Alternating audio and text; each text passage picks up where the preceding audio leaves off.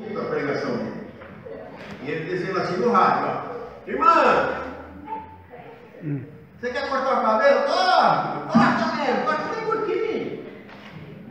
Você quer usar esmalte, irmã? Usa à vontade. Ele falando: pinta, lava, põe brinco, põe à vontade. Você é livre para fazer tudo isso aí. Quer usar uma calça bem agarradinha, aquela leve? Usa, irmã. Gosta mesmo de uso. Mas só que você vai para o inferno. Eu digo aqui com a minha mulher fazer o que quer, mas só que tem gente que não aceita. Desde lá no tempo de Jesus não aceitava também que ele deu um discurso duro lá, depois saiu um a um. Aí graças a Deus eu começar a falar.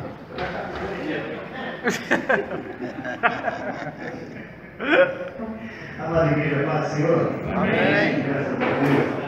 Eu vou falar uma coisa sem hipocrisia. Amo demais essa igreja. Para a igreja, mas para as pessoas, né? O nosso pastor, o nosso pai, tem nos orientado, tem me ajudado muito. E recebi algumas ofertas para viajar, né? Viajar para trabalho. Eu digo, irmão, não tem como não. Mas por quê? Rapaz, eu tenho uma família agora ali que não tem como eu largar dessa família mais. A família Campos Francisco Morato. E eu fiquei feliz quando eu cheguei na igreja hoje. Que alguns irmãos sabiam que eu estava na escala de trazer a mensagem. Os irmãos falaram: irmão, fiz questão de vir porque sabia que era o senhor hoje. Ô, irmão, vigia, crente. Mas com amor e carinho, eu quero dizer, irmão, muito obrigado, viu? Muito obrigado. Fico feliz. Como é que é? Eu vi o irmão, tem que ir para casa, né? Eu vi Jesus, né? Foi isso que o irmão Barreto falou: deixa Jesus falar na tua boca, né? Mas é o carinho, a gente entende que é o carinho. Vamos abrir a palavra de Deus, irmãos. Irmão, eu queria trazer algo da parte do Senhor para os irmãos, que eu poderia usar diversos textos bíblicos, que eu fiquei até... Onde é que eu vou começar, Senhor? Então, eu achei aqui em Tiago. Tiago, depois de Hebreus, tá? Capítulo 1. Aleluia. Tiago, capítulo 1. Nós vamos ler, irmãos. Versículo número 2. Vamos começar do 1, vai. Carta de Tiago, capítulo de número 1. Versículo 1 diz assim. Amém? É bem fácil, irmão, depois de Hebreus, né? Um pouquinho antes de Pedro. Versículo 2, capítulo 1 diz assim, né? Tiago, servo de Deus e do Senhor Jesus Cristo, as 12 tribos que andam dispersas, saúde. Meus irmãos, tende grande alegria quando cairdes em várias tentações, sabendo que a prova da vossa fé produz a paciência. Tenha, porém, a paciência a sua obra perfeita, para que não sejais perfeitos e completos, sem faltar em coisa alguma. Se algum de vós tem falta de sabedoria, peça a Deus, que a todos dá liberalmente, e não o lance em rosto, e se lhe há dado. Peça, porém, com fé, não duvidando, porque o que duvida é semelhante à onda do mar, que é levado pelo vento e lançada de uma para outra parte. E não pense tal homem que receberá do Senhor alguma coisa. O homem de coração dobre é inconstante em todos os seus caminhos, mas gloria-se o irmão abatido na sua exaltação, e o rico em seu abatimento, porque ele passará como a flor da erva. Porque sai o sol com ardor, e a erva seca, e a sua flor cai, e a formosa aparência do seu aspecto perece. Assim se murchará também o rico em seus caminhos. Versículo 12. Bem-aventurado o varão que sofre a tentação, porque quando for provado, receberá a coroa da vida, o qual o Senhor tem prometido aos que o amam. Ninguém sendo tentado, diga: de Deus sou tentado, porque Deus não pode ser tentado pelo mal, e a ninguém tenta. Mas cada um é tentado quando atraído e engodado pela sua própria concupiscência. Depois, havendo a concupiscência concebido, dá à luz o pecado, e o pecado sendo consumado, esse gera a morte. Amém, irmãos? Curvam vossas cabeças. Pai bendito, com amor e carinho nós falamos que os irmãos vieram aqui, mas nós viemos aqui para te ouvir, Senhor. E eu não tenho nada, Pai. Eu não quero usar teu Espírito Santo, quero ser usado por Ele. Em nome do Senhor Jesus, Pai, dai-nos, ó Deus, a revelação da tua palavra. Eu não trouxe nada aqui, Senhor, a não ser meu coração para emprestar para ti e dizer: usa-me como instrumento, em nome de Jesus. Sou pequeno, falho e pecador, mas eu peço a ti, Pai, que a terceira pessoa da Santíssima Trindade, a pessoa augusta do Teu Espírito Santo, possa ser o agente especial desta noite, pois diz a Tua palavra, Senhor, que Ele, o Consolador, nos guiaria em toda a verdade. Disse mais, Senhor, que é Ele que nos ensinaria todas as coisas. Por isso te peço, Pai, abra nossas faculdades mentais para ouvir a Tua palavra, porque eu sei que a palavra que sai da Tua boca, ela não volta para Ti vazia, antes ela vai e faz o que bem lhe apraz. Por isso, Senhor, se conosco nesta noite, em nome de Jesus, amém. Graças a Deus. Amados, um dilema que nós temos na vida é a questão do sofrimento, né? Fala-se muito sobre o sofrimento. Eu confesso, irmãos, que essa palavra me dá medo, só que é bem patente todos os dias o sofrimento à nossa frente. E o servo de Deus, irmãos, ele é muitas das vezes provado por Deus, para que nós possamos lidar com o chamado sofrimento. Porque essa vida, Jesus não prometeu para nós seria mar de rosa. Várias vezes eu disse aos irmãos isso aqui. Quando o Senhor Jesus nos chama para essa nova carreira que nós estamos seguindo, Ele não falou para nós que essa carreira seria mar de rosa, no sentido que não teria buraco pelo caminho, não falou que não teria subida. Ele simplesmente disse uma palavra dizendo assim: olha, no mundo tereis aflições, terão dificuldade, não vai ser fácil, vai ter uma vírgula aí, mas tende bom ânimo, porque eu venci. E agora eu e você está nessa circunstância aí para vencer. Ele não falou assim, ó, tende bom ânimo, eu venci e vós vencerá. Não, Ele já venceu por nós e nos deu estratégia de como vencer. Só que muitas vezes eu me pergunto, falo: Senhor, por que um servo teu que é obediente, temente ao Senhor, paga tanto preço? Eu estava vendo o pastor Carlos Alberto essa semana, teve que fazer uma cirurgia, e é um homem que vive enfermo. Os irmãos conhecem, né, o pastor Carlos Alberto da Cristo da Verdade. Eu admiro ele pelo ministério, também, junto com o pastor Daniel, mantendo a doutrina do Senhor, um ganhador de alma. Mas eu fico a pensar, por que será que um homem desse sofre tanta enfermidade? Um homem desse era para viver muito bem, mas sempre em luta constante. Os irmãos conhecem ele, lembram? Quando ele perdeu o filho dele para as mãos do inferno, e a esposa dele disse que na mesa, chorando pela perda do filho, ela disse assim: diabo, você levou meu filho, mas você não vai levar a minha fé. Eu não vou me prostrar perante você. E hoje Deus tem abençoado muito o pastor Carlos Alberto, a irmã Inês. O ministério dele tem crescido. Eles têm falado também que tem igrejas até fora do estado. Tem sido uma bênção. Mas observe uma coisa: todos aqueles que lutam para ser fiéis a Deus passam por provações, dificuldades. Pode observar, a vida não é fácil, há uma contrariedade muito grande. Eu fico a pensar: Deus, por que a nossa vida, por te servir, por sermos obedientes, não seria melhor se fosse mar de rosa? Só alegria aqui. Mas na verdade, irmãos, Deus está nos preparando para que nós possamos ir aos céus, porque o céu é lugar de santo. Eu sempre digo que o mundo é dos espertos, mas o céu é dos santos e ninguém muda isso. Então observe uma coisa: a santificação é o meio que nós temos que adquirir dia a dia após nós aceitarmos a Jesus. E as provações vêm sobre a nossa vida para que nós possamos cada vez mais sermos santos, cada vez mais preparados, cada vez estarmos mais perto de Deus. Observe que na passagem que eu li aqui para os irmãos, fala sobre duas palavras: uma é provação e outra é tentação. As provações, a diferença da provação e da tentação é a seguinte: a provação provém de Deus, Deus nos prova, e a tentação vem do diabo. Esse é o contrário.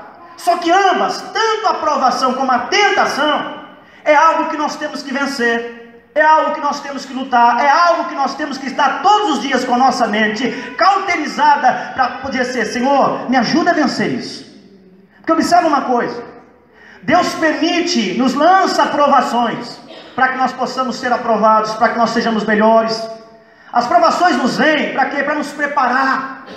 Observem que todas as vezes que nós, na escola que estudamos, passamos por prova, a prova não é para bater em ninguém, a prova não é para judiar de aluno nenhum, mas a prova é para transformar, é para elevar alguém.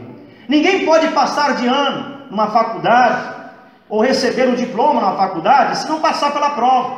É ou não é? Final de ensino, terminou minha faculdade, eu tenho que ir lá defender tese, fazer o chamado TCC, não é fácil. E judia, fazer um TCC hoje não é fácil, mas quando ele vai lá, põe na mão do professor, o professor lê o TCC e diz: não, está aprovado. Se está aprovado, então ele merece subir uma posição, ele merece ser um doutor, ele merece o diploma, ele merece o reconhecimento. A prova vem, não é para nos deixar mais pequenos, a prova vem para nos fazer mais fortes e melhores. Olha uma coisa interessante. Na vida Jesus disse: tereis o quê? Aflições. Ou seja, sofrimento. Você sabe qual é a diferença do verdadeiro servo de Deus para aqueles que estão lá no mundo? É que ambos sofrem. A tribulação que vem para a vida do crente também vem para o ímpio. Só que a diferença do servo de Deus é que quando ele passa pela provação, se ele está preparado para o Senhor, ele encara aquilo como algo de crescimento da sua vida. Ele não esmurece, ele não fica totalmente rasgado, não. Ele diz: o Senhor é comigo. Porque observa uma coisa, a tentação ela vem para extrair de nós o pior de nós. Você sabia? A tentação vem para nós para extrair de nós o pior de nós. E a provação vem para nós para extrair o melhor de nós. Porque na provação, quando nós temos a nossa fé no Senhor, mesmo que está doendo, está judiando, mas nós estamos louvando a Deus, nós mostramos a confiança, nós mostramos a fé, nós mostramos ali com tenacidade, dizendo: Senhor, eu confio em Ti, eu creio em Ti, e isso é revelado em nós o que é de melhor em nós. Mas quando vem a tentação, vinda do diabo, vai revelar o que tem de pior em nós. Porque o diabo, ele tenta assim. Os desejos estão dentro da gente. Os desejos carnais estão dentro da gente. Não é o diabo que vai pegar você e vai fazer você fazer aquilo. Está dentro. E ele vem lançando a tentação para que você caia, para que você faça. É assim, ó. Imagina que tem um rapaz assim que ele é bem calmo, tranquilo, brincalhão. E ele tem um apelido que ele não gosta. Sabe aquela coisa que a gente odeia? Quando ele era criança, chamavam ele de birubiru. E ele odiava aquilo, porque zombavam dele quando chamavam de birubiru.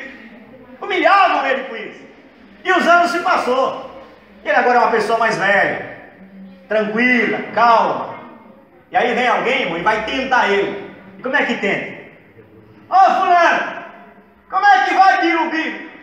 Na hora que ele ouve, ele... Não é? Porque alguém está tentando ele, quer extrair de dentro dele o que é pior dele. E aí fica: ô birubiru, ô birubiru. O cara pega um gás e vai lá para cima do outro, e soca o outro, e arrebenta o outro. Quer dizer, ele foi tentado, e nessa tentação ele revelou o que era de pior que tinha dentro dele.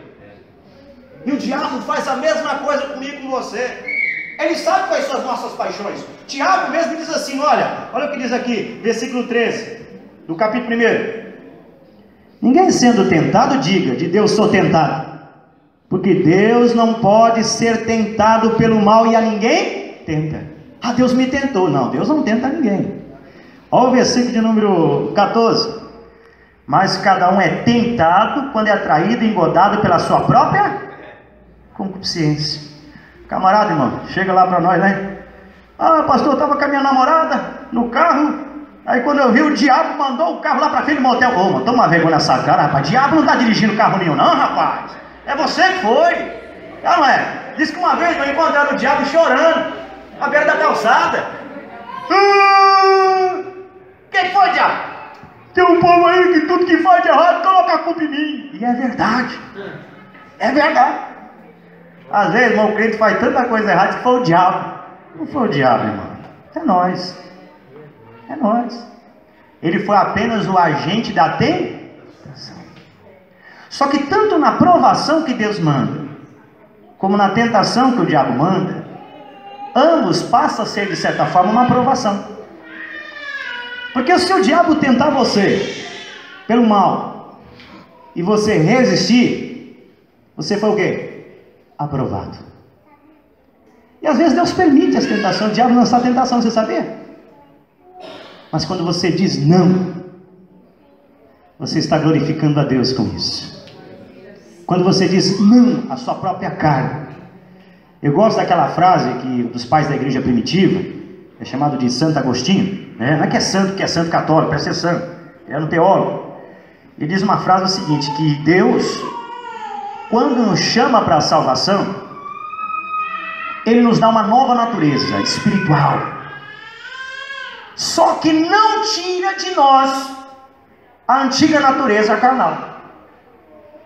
E dentro de nós temos duas naturezas: uma carnal e uma espiritual. E é uma luta constante das duas todos os dias. Se você, na sua natureza espiritual, fortalecer ela, você vai ser um herói da fé, vai ser um gigante da fé. Mas se você fortalecer a sua natureza carnal, você vai ser um fraco da fé. Vai ser um crente galinha da Angola. Já ouviu falar na expressão crente galinha da Angola? Estou fraco. Eu não só vi fraco. Por quê? Só fortalece a carne. É ou não é, irmãos? Só fortalece a carne. Então dentro de nós existem duas naturezas, todos os dias brigando, lutando, está com uma braveza tremenda. Só que aí você está no meio. E nesse meio, cabe a você escolher entre você fortalecer o que é espiritual ou o que é o que? Carnal. E cabe a nós nos escolher como uma provação para nós. E as provas advêm sobre nossas vidas, da parte do Senhor, como uma oportunidade de crescermos na fé. E Deus sempre honra, Deus sempre abençoa, Deus sempre multiplica. Você sabe por quê? Quando nós somos provados por Deus, dói. Veja o que diz lá, irmão, 1 Pedro capítulo 1. Alguém me ajuda, por gentileza?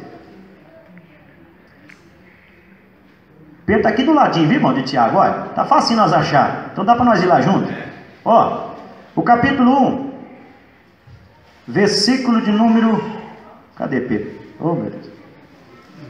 Olha que coisa linda aqui, irmão. Aleluia. 1 Pedro, capítulo...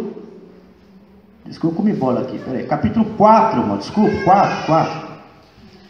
Versículo 12 e 13. Alguém lê para mim, por gentileza, irmãos?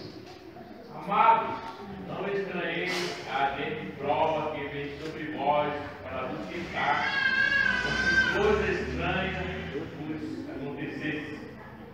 Mas alegrai-vos no fato de seres participantes das aflições de Cristo, para que também na revelação da sua glória vos regozijeis e alegreis. Amém.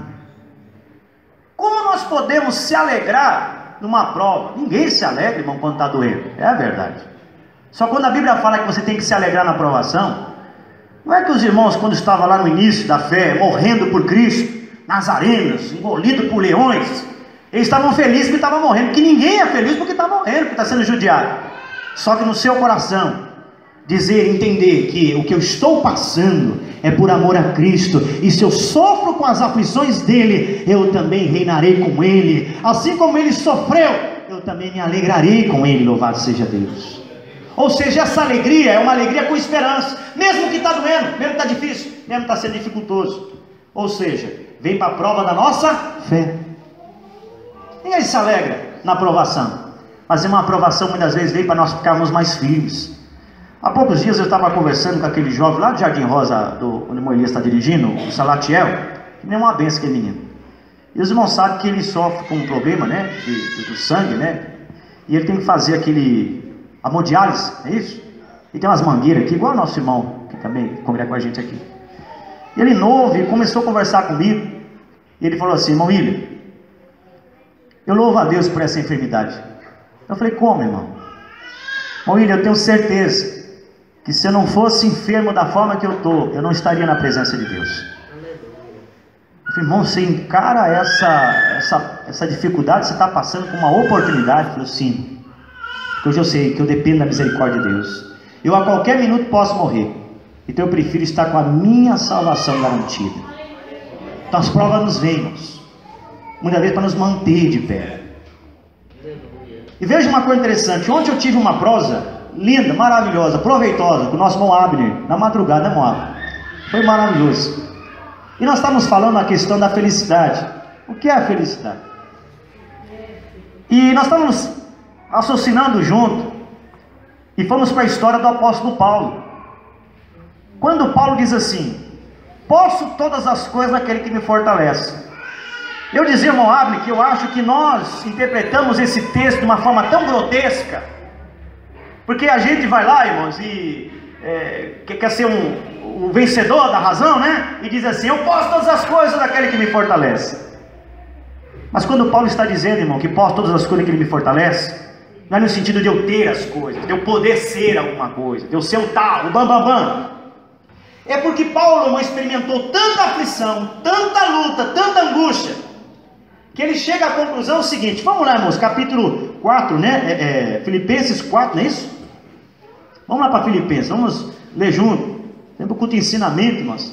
Irmãos, o grupo das Testemunhas de Jeová, quando vem na casa da gente, eles pegam a Bíblia, abre, mostra pra gente, né?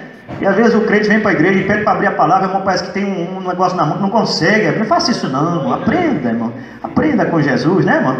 Olha aí. Aí conversa com o crente e não sabe um texto bíblico, porque vem para o culto, não abre, não quer aprender, não quer guardar no coração, isso é ruim. Então vamos junto, vamos lá. Filipenses capítulo 4. Olha Paulo aqui dizendo.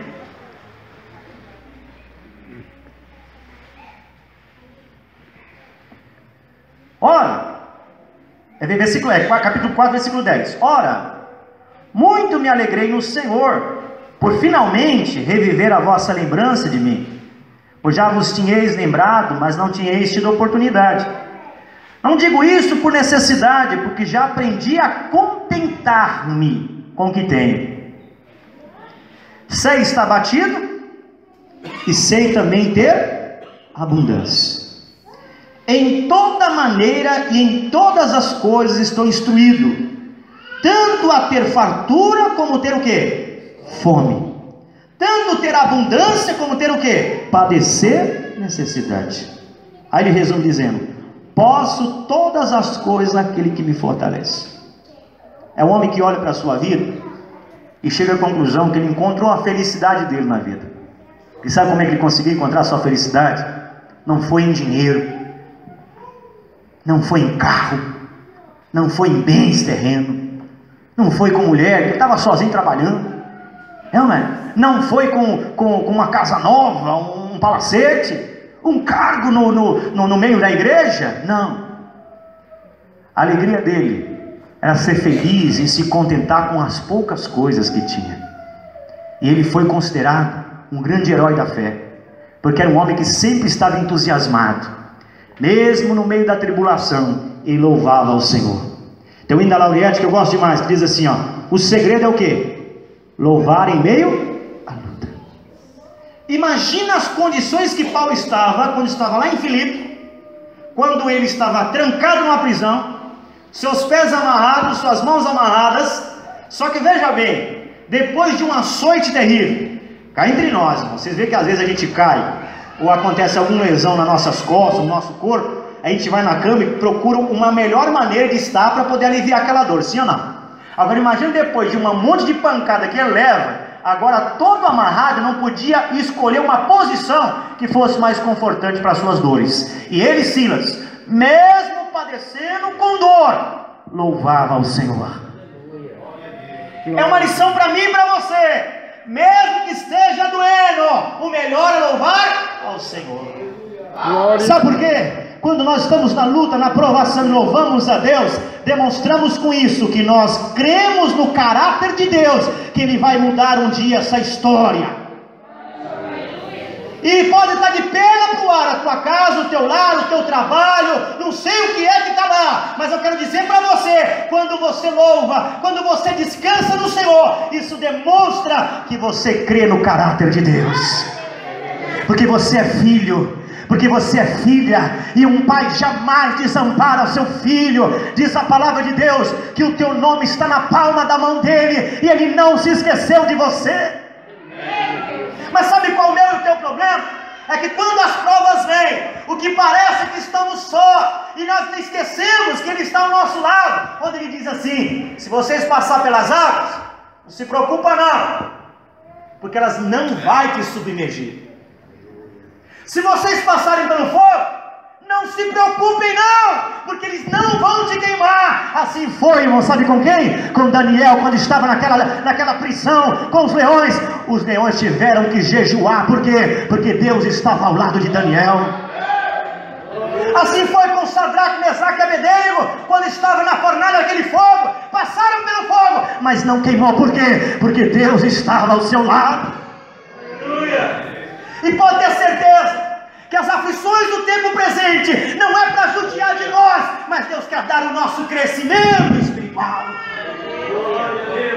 Observe que para escolher um bom marinheiro, para poder guiar um bom navio, não se pega um leigo, não se pega um camarada que acabou de fazer um curso e vai colocar lá para poder guiar aquele navio.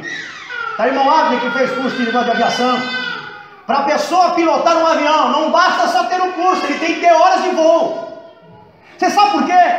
Porque ele pesa a experiência. Porque o problema não é quando o avião está voando, o problema não é quando o navio está flutuando, o problema é quando vem as tempestades. E se a pessoa não tiver experiência para saber como lidar na tempestade, o avião cai e o navio afunda. Eu e você, Deus permite nós termos experiência. Sabe para quê? Para nós saber lidarmos na vida, nas situações diversas. Glorifique a Deus quando faltar o pão, irmãos. Faltou o pão, faça como aquele menino que pregou aquele dia aqui. Faltou hoje é porque Deus quer que nós jejua. Tem amanhã, dê graças a Deus porque tem. Louvado seja o nome de Jesus. Eu sei estar contente, com ou sem. Eu sei estar contente na bonança ou na tempestade. Eu aprendi, e uma vez eu e você aprendendo isso, nós seremos felizes, nós seremos melhores, nós estaremos preparados. Mas o grande problema, irmãos, é que nós não sabemos lidar com as circunstâncias da vida. O sofrimento vem inevitável. Diz o Senhor Jesus: o seu mal vem a cada dia, não é isso? Cada dia tem o seu mal. Todo dia a nossa vida é uma caixinha de surpresa. Sim ou não? Se acorda de manhã até a noite, de vez em quando você leva uns baquezinhos. É uma notícia devastadora, é uma dificuldade que vem, é criança que é atropelado, é alguém que morre, é alguém que... Sim ou não? Mas se eu e você estiver preparados, pode ter certeza que vai vir, mas nós vamos saber suportar cada pressão da vida. E pode observar, ninguém procura para aconselhamento um desequilibrado. Ninguém procura para aconselhamento uma irmã ou um irmão que se desespera no meio da tempestade, que ia dar trabalho para a igreja, que fica ninguém procura um desse. Mas procure com quem sabe lidar com as circunstâncias difíceis. E Deus quer fazer isso de mim e de você. É por isso que as provas vêm. É por isso que até você está chorando, gemendo, Senhor, abre a porta para mim, Jesus. Ele vai abrir no momento certo. Mas no momento aprenda a lidar com a porta fechada. Glorifique a Deus com porta fechada. Glorificar a Deus, irmão, quando as coisas vão bem é fácil, sim ou não? Vai tudo bem. Mas quando vem a tempestade é difícil. Mas é na tempestade que nós temos que exaltar o Senhor. Uma história que eu sou apaixonado na Bíblia é daquela jovem que Davi chega até ela e diz assim: vai tudo bem? E ela responde como? É isso? Não. Ela serenamente diz: vai tudo bem. Mesmo que esteja difícil, vamos dizer: vai tudo bem. Sabe por quê? Olhando para a ótica, você sabe que não está nada bem. Mas como você sabe que Deus está no controle de tudo, você diz: vai tudo bem. Eu mesmo assim confio no Senhor. Eu creio que Ele está no controle de tudo. Se não deu certo é porque Ele tem o melhor para mim. Se está difícil é porque vai ficar bom lá na frente. Deus faz hoje, nós entendemos amanhã. Louvado seja Deus. Paulo diz: todas as coisas contribuem juntamente para o bem daqueles que amam a Deus. Tudo. Sabe o que acontece? A pessoa fala assim: ao diabo inimigo de Deus. Que diabo inimigo de Deus, irmão? Quem falou que Deus tem inimigo?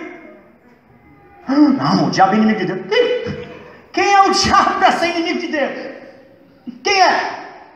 Você já viu o tamanho de Deus e o tamanho do diabo? Quando ele se precipitou de alto a baixo, Deus nem se levantou, mandou alguém, ó, manda para fora, porque se eu for, acaba com tudo. Então Deus não tem inimigo. E se o diabo está se andando, que muitas vezes é uma permissão divina, para que você cresça espiritualmente. Porque, ó, diz a palavra de Deus, que o diabo anda como um leão, né, ao nosso derredor, mas ao nosso redor tem um anjo do Senhor que não permite se aproximar. Quando ele chegou para Jó, ô Senhor, deixa eu tocar lá nele aí, que você pode tocar nos bens, nos filhos, pode tocar à vontade, mas nele não. O diabo pode tocar na nossa adjacência, o que está à nossa volta, mas em nós ele não toca, porque a nossa vida está escondida em Deus. Por isso nessa noite, irmãos, aleluia, se você está passando por provação, por angústia, luta, essa é a palavra de Deus para mim e para você. Isso aqui não é autoajuda, é a palavra de Deus, é o meu, teu coração. Tudo passa, uma coisa na vida é certa, tudo passa. Certo rei chegou para o seu filho, quando já ia morrer, entregou um anel para o seu filho e disse: filho, tenho que partir, um dia eu vou morrer, filho. Receba esse anel, e com presente te dou esse anel, mas quando você estiver no momento de auge da sua vida, retire o anel e leia o que tem lá dentro. E quando você estiver passando por muita luta, muita dificuldade, retire o anel e leia o que tem lá dentro. Ele, curioso, na hora ele leu, pegou o anel e estava escrito assim: tudo na vida passa. Que tudo na vida passa, né? Os anos se passou, o rei realmente morreu e o filho reinou. Era um momento de glória, todos festejavam para agora o novo rei, e ele teve a iniciativa de tirar o anel e ler: tudo na vida passa. Aí ele tomou algum cuidado: eu preciso tomar cuidado, que essa glória um dia pode passar. Aí passou mais uns anos, houve uma guerra sangrenta entre outros reinos e o reino dele. Muitos soldados estavam morrendo, e ele pensou agora em desistir, entregar, vamos entregar o reino para outro governo. Aí ele lembrou do anel, tirou o anel e estava escrito assim: tudo na vida passa. E quando ele leu, ele lembrou: até essa aflição vai passar também. Meu amado, eu e você tem que ter isso no coração. Tudo na vida passa, tudo. As humilhações, o choro, a dor, a alegria também. Os momentos de glória passam também.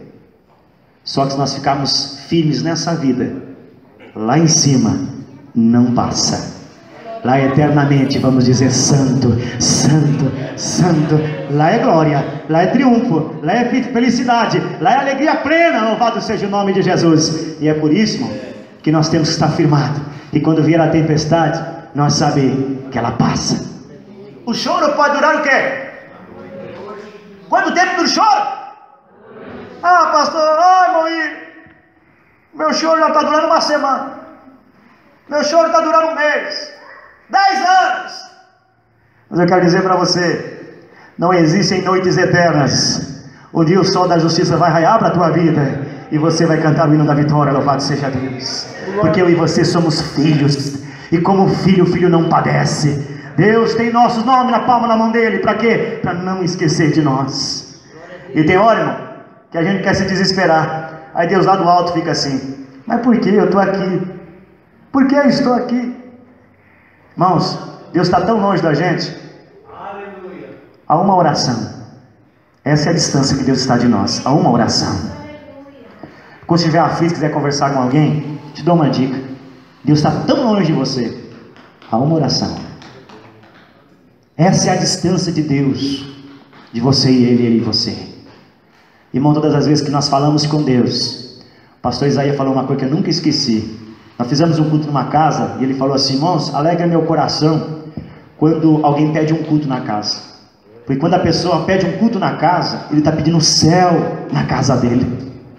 E eu também digo assim, que quando você faz uma oração, quando você busca Deus, você traz o céu perto de você. Você já parou para pensar na proporção da minha e da tua oração? Trazer o céu perto de nós. Então por isso, irmão, deixa essa aflição, deixa essa angústia de lado. Saiba que o Senhor está conosco. E o sofrimento vem, irmão, sabe para quê? Para o nosso crescimento. Que sofrimento não é tão ruim quanto se parece. Ô, irmão, que sim. Existem 3 tipos de sofrimento: um preventivo, um corretivo e um educativo. Como assim? Lembra de Paulo? Paulo tinha um sofrimento constante na sua carne. Eu quero ter uma opinião própria, tá? Não vou dizer para os irmãos que é. Eu não posso dizer que é, mas é uma opinião própria. Eu acredito que esse espinho na carne dele era uma dificuldade visual. Porque ele fala que foi um adepto de Satanás que o esbofeteou. E quando se esbofeteia é no rosto. E observa que Paulo escreve 13 cartas, sendo que ele não escreve nenhuma. Ele dita e alguém as escreve. E numa outra passagem ele escreve uma igreja dizendo assim: eu sei que vocês por mim dariam até os olhos. Então eu levo a acreditar que o espinho na carne dele era uma dificuldade visual. Só que ele falava que é um espinho na carne. Era uma enfermidade, irmã Fátima, na carne. Todos os dias, aquela dor, aquela dificuldade. Você imagina um homem, doutor na lei. Quem gosta de ensinar, precisa ler. A ferramenta principal de quem gosta de ensinar é ler. Agora imagina só o homem que tinha que ler com dificuldade visual. Era dificuldade, e doía, ardia. Os irmãos trabalham com solda. Não sei se alguma vez vocês queimaram a vista. Irmão, parece que tem areia dentro dos olhos. Uma vez caiu um pedacinho de azulejo no meu olho, irmão. Eu fiquei 3 dias sem dormir. Aquilo terrível. Enquanto não foi feita a lavagem, não deu certo. Era o espinho na carne que ele tinha. E sabe o que acontece? Vamos abrir comigo aqui, ó. 2 a Coríntios, capítulo 12, do 7 ao 9. Alguém lê para mim, por gentileza?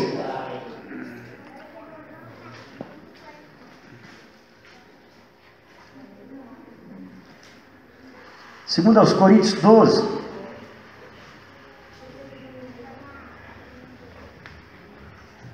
O que diz aí, irmão? Versículo número 7. Segundo aos Coríntios 12, versículo 7.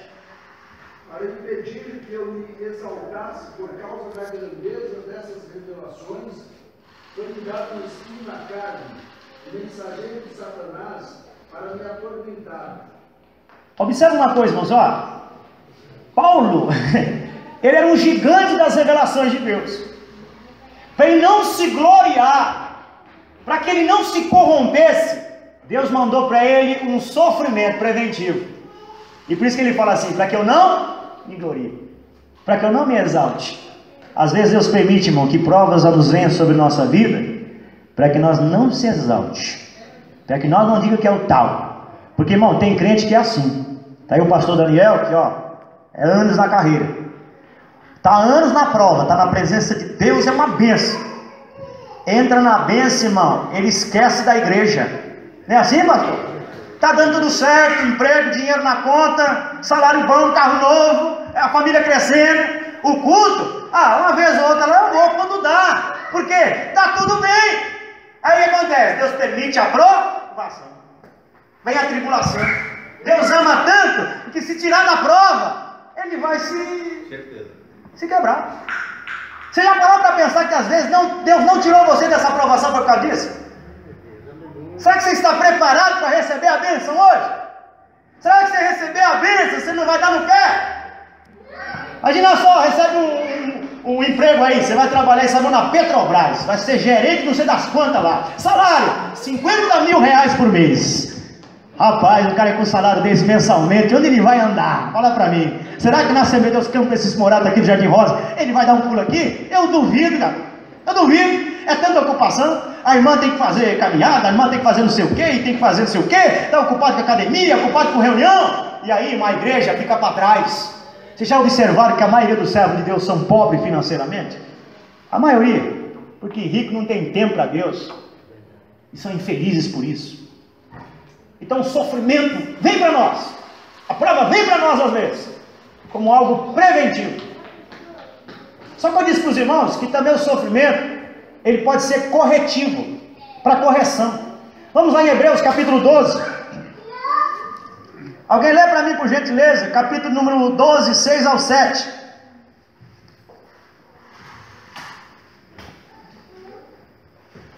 Quem pode abrir comigo aí? Vamos lá. Porque o Senhor corrige o que ama e açoita qualquer que recebe com e suportar a correção, Deus nos trata como filhos, porque filho há a quem o pai não corrige? Observa uma coisa, qual é o filho que o pai não corrige? Se eu e você como pai não corrigir, vai acontecer igual aquele sacerdote do Antigo Testamento chamado Eli, que os filhos eram bagunceiros na casa do Senhor, né? Estava passando a mão nas coisas na casa do Senhor, e Deus repreendeu Eli porque não corrigiu seus filhos. E Deus é justo, e Ele corrige a mim e a você. A prova vem nos vença, para quê? Para nos corrigir. Às vezes nós achamos que o certo, fazendo o certo às vezes é o certo. E você sabia que às vezes você fazer o certo está errado? Como assim, Moisés? Que confusão! Olha o que acontece lá em Josué, capítulo 1. Quando Deus chama Josué, fala assim: Josué, ó, Moisés é morto, meu servo, e agora você vai tomar posse da situação aí. Pode ir para você. Não se desvie nem para a direita, nem para a esquerda. Só que a direita, para nós, é o caminho correto. Sim ou não? A direita. A esquerda, normalmente, é um caminho estranho. Por que será que Deus diz assim: olha, não desvie nem para a direita, nem para a esquerda? Porque às vezes, se você for demais para o caminho direito, pode ser em demasia, e tudo que é demais faz mal. E se você for para a esquerda também, é perigoso, faz mal se for demais. Tem que ter equilíbrio. Vocês estão entendendo? Tem gente que é tão santo na igreja, é tão santarrão, como diz, a luz dele clareia tanto que embaça a vista da gente. Vocês pararam para pensar nisso? Só que tem gente que é tão torto que a gente também já está reprovado. Então quer dizer, nem de mais, nem de menos. Então, irmãos, o sofrimento vem às vezes para nos educar. Deus vem nos corrigir. Jó, ele achava que estava perfeito diante de Deus, sim ou não? Mas tinha uma coisinha ainda. Mesmo temente como ele era, mesmo uma pessoa tão sóbria como era, uma pessoa tão educada como era, um herói da fé, Deus deu testemunho daquele homem. Mas dentro de Jó tinha uma rapinazinha que tinha que ser tirada. O que era? Jó 3,25 diz assim: o que eu temia me sobreveio, e o que eu receava me aconteceu. Sabe o que faltou em Jó, que foi o motivo de vir à prova? Confiança. Às vezes você está perfeito na igreja, está vindo para os cultos, doutrina, oração, escola dominical, uma benção, e vem a prova, e Deus nos educa, porque às vezes falta confiança. E Jó, o que eu temia? Peraí, ele era tão amigo de Deus, para que ter medo? Se ele era tão confiante, se ele estava tão perto de Deus, por que ele tinha medo de perder os filhos, vir a enfermidade, perder o que tinha?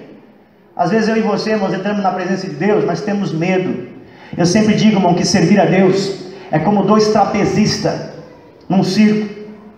E na hora daquele, como é que fala? Não é o espetáculo, é o truque final, né? É isso, meu amado? Me ajuda aí, a hora do triunfo lá do espetáculo.